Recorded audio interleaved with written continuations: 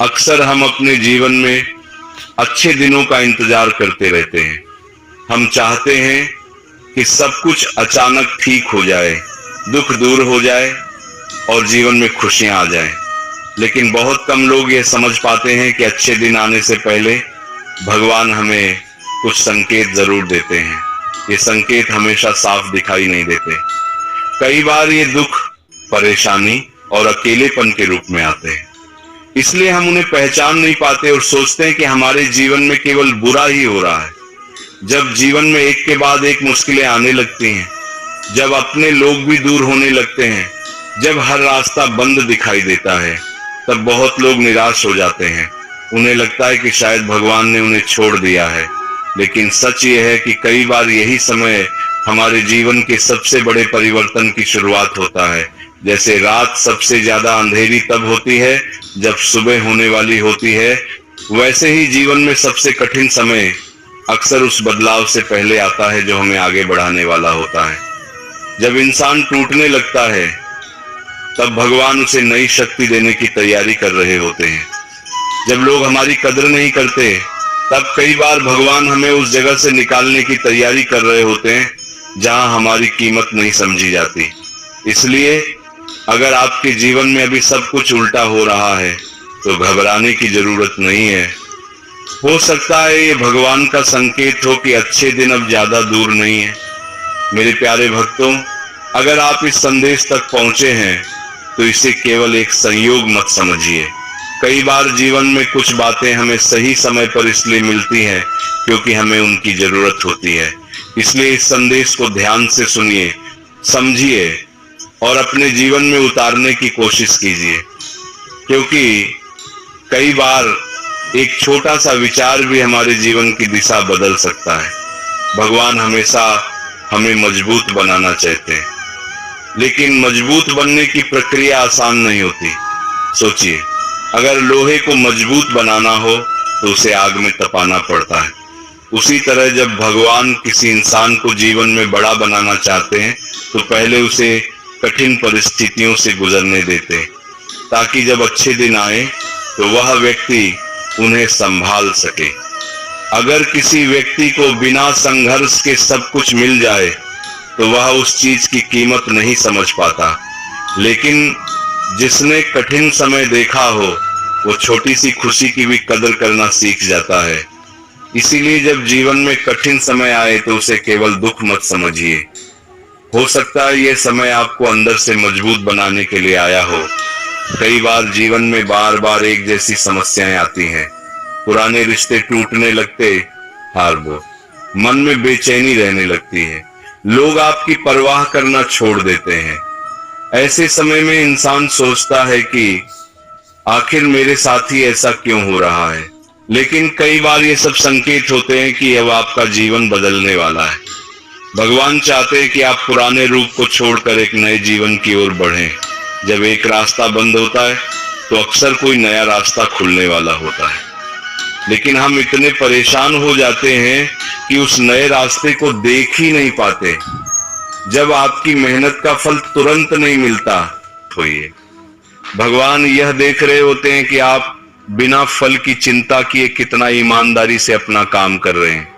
जब लोग आपकी बातों का मजाक उड़ाते हैं, तब भी हिम्मत मत हारिए, क्योंकि कई बार भगवान हमें लोगों की उम्मीदों से मुक्त कर रहे होते हैं, ताकि हम वही बन सकें जो वास्तव में हम बनना चाहते हैं।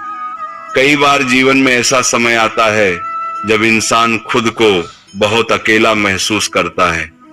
ऐसा लगता है कि कोई समझने वाला नहीं है। लेकिन वही समय होता है जब इंसान खुद को समझना शुरू करता है। जब इंसान अकेला होता है, तब वो अपने अंदर झांकता है, तब उसे अपनी असली ताकत का एहसास होता है। कई बार जीवन में नुकसान भी हमें कुछ सिखाने के लिए आते हैं। जब हमारे हाथ से कुछ चीजें चली जाती हैं, तो हमें बहुत दुख होता है। लेकिन हो सकता है भगवान हमारे हाथ इसीलिए खाली कर रहे हों, ताकि हमें कुछ नया और बेहतर दे सकें। अगर हमारे हाथ पहले से भरे होंगे, तो हम नया कैसे पकड़ पाएंगे। इसीलिए जब जीवन में कुछ छूट जाए, तो उसे हमेशा अंत मत समझिए, कभी कभी वही एक नई शुरुआत होती है। जब जीवन में रिश्ते टूटने लगते हैं तो बहुत दर्द होता है, लेकिन कई बार भगवान चाहते हैं कि हम सबसे पहले खुद से जुड़ना सीखें, क्योंकि जब तक इंसान खुद को नहीं समझता तब तक वह दूसरों के साथ भी सही रिश्ता नहीं बना सकता। जब इंसान अंदर से दुखी होता है लेकिन बाहर से मुस्कुराता है, तब भी भगवान उसे देख रहे होते हैं। वे देख रहे होते हैं कि वह इंसान कितने धैर्य के साथ जीवन की परीक्षा दे रहा है। कई बार हमारी नींद उड़ जाती है, मन में बेचैनी रहने लगती है, ऐसा लगता है जैसे जीवन में कुछ बदल रहा है, और सच में कई बार यही संकेत होते हैं कि हमारे अंदर एक नया परिवर्तन शुरू हो चुका है। जब अचानक हमारे आसपास के लोग बदलने लगते हैं, जब दोस्ती और रिश्ते कमजोर होने लगते हैं, तो हमें बहुत दुख होता है। लेकिन कई बार यह भी संकेत होता है कि हमारा जीवन एक नई दिशा में जाने वाला है। जब आपको पहले जैसी चीजों में खुशी नहीं मिलती तो घबराइए मत। हो सकता है आपकी आत्मा अब किसी बड़े उद्देश्य की ओर बढ़ना चाहती हो। जब इंसान दूसरों से उम्मीद करना छोड़ देता है और खुद पर भरोसा करना सीख जाता है, तब वह सच में मजबूत बन जाता है। और शायद यही वह समय होता है जब भगवान कहते हैं कि अब यह व्यक्ति आगे बढ़ने के लिए तैयार है। कई लोग कहते हैं कि भगवान किसी को ऊपर उठाने से पहले उसे पूरी तरह तोड़ देते हैं, क्योंकि टूटने के बाद ही इंसान झुकना सीखता, और जब इंसान झुकना सीख जाता है तब वो भगवान के और करीब पहुंच जाता है। जीवन में मिलने वाली हर चोट, हर असफलता, हर अस्वीकृति हमें कुछ सिखाने के लिए आती है। जब हम रोते हैं तो वो आंसू हमारे दिल का बोझ हल्का कर देते हैं। जब हम रात रात भर जागते हैं तो कई बार वही समय हमें खुद को समझने का मौका देता है। भगवान कभी भी बिना कारण कुछ नहीं करते। उनकी हर योजना के पीछे एक गहरा उद्देश्य होता है, और जब सही समय आता है तब वही योजना हमारे जीवन को बदल देती है। इसलिए अगर आपको कभी लगे कि सब कुछ खत्म हो गया है तो निराश मत होइए। हो सकता है वही पल एक नई शुरुआत का संकेत हो। जब कोई नहीं समझता तब भी भगवान आपके साथ होते हैं। जब कोई आपकी बात नहीं सुनता तब भी भगवान आपके दिल की हर बात जानते हैं। जब सब कुछ खो जाए तब भी जो बचा होता है वही आपका असली सत्य होता है।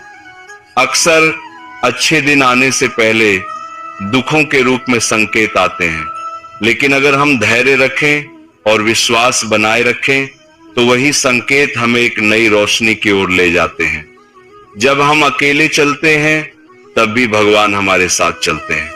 जब हम थक जाते हैं तब भगवान हमें अंदर से शक्ति देते हैं। जब हम गिरते हैं तब वही हमें उठाते हैं। इन संकेतों को पहचानना ही जीवन की सबसे बड़ी समझ है। जो व्यक्ति इन्हें समझ लेता है वह जीवन को अलग नजर से देखने लगता है। उसे हर मुश्किल में भी एक सीख दिखाई देने लगती है, और वही व्यक्ति धीरे धीरे अंदर से मजबूत बन जाता है।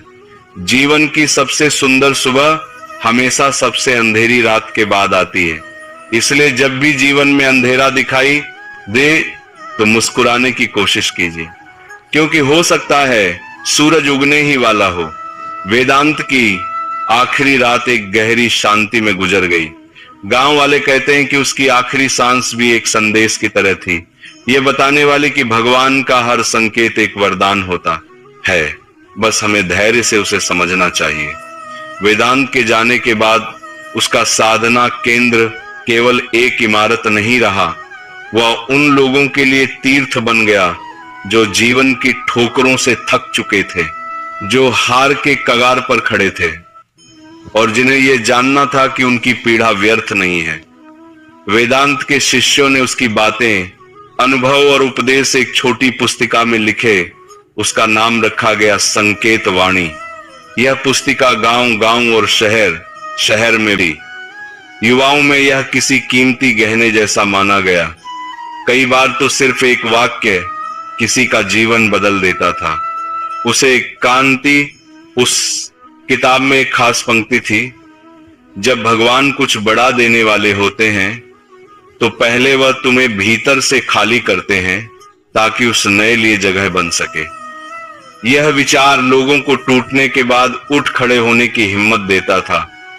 समय के साथ वेदांत का साधना केंद्र एक शैक्षिक विश्वविद्यालय में बदल गया। वहां सिर्फ किताबें पढ़ाई नहीं जाती थी, जीवन जीने की कला सिखाई जाती थी। धैर्य, विश्वास, संकेतों को पहचानने और सच्चे आत्मसम्मान की शिक्षा दी जाती थी। यह जगह शिक्षा और आत्मविकास का संगम बन गई। विद्यार्थी भारत से ही नहीं बल्कि विदेशों से भी आने लगे।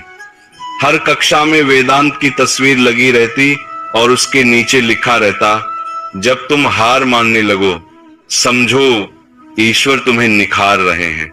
ये शब्द पढ़कर कई लोगों को साहस मिला।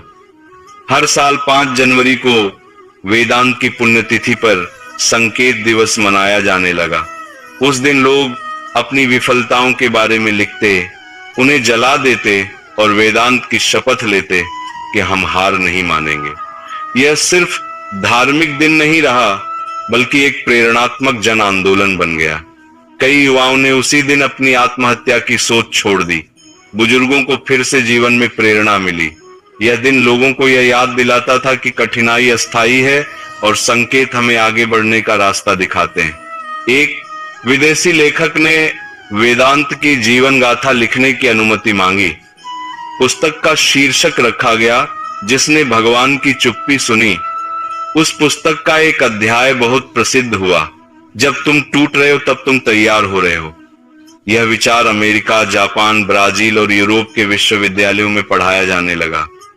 लोग कहने लगे कि भारत ने गांधी और बुद्ध दिए, अब वेदांत भी दान कर रहा है एक ऐसा जीवन जो हार में ईश्वर के इशारों को सिखाता है। वेदांत का शरीर नहीं रहा पर उसकी चेतना जीवित रही। उसका जीवन पाठ पढ़ने के लिए नहीं, जीने के लिए था। उसके शिष्य कहते हैं, जब लोग तुम्हें छोड़ देते हैं ईश्वर तुम्हें थाम लेता है। जब तुम टूट जाते हो ईश्वर तुम्हें नया आकार देता है। यही उसके उपदेश का सार था। वेदांत ने यह सिखाया कि अच्छे दिन धीरे धीरे आते हैं। उनके पहले ईश्वर बहुत कुछ छीनता है ताकि जब देने वाला आए तो दे सके। इससे लोगों की सोच बदल गई। असफलता को अंत नहीं बल्कि अवसर माना जाने लगा। देश भर में संकेत वाणी केवल एक किताब नहीं रही, वह एक आंदोलन बन गई। हर राज्य और जिले में वेदांत केंद्र खुल गए। वहां लोग सीखते थे कि संकट में संकेतों को कैसे पढ़ा जाए और धैर्य कैसे रखा जाए। उन केंद्रों की पहली दीवारों पर लिखा रहता, अगर तुम्हारा जीवन अचानक बिखरी पहचान रखता, मैं वह हूं जिसे भगवान ने संकेत दिए हैं। धीरे धीरे समाज में बदलाव आया। असफलता पर सिर नहीं झुकाया जाता था बल्कि उसे सुधारने का मौका दिया जाता था। न्याय, प्रशासन और शिक्षा पर भी इस विचार का असर दिखा।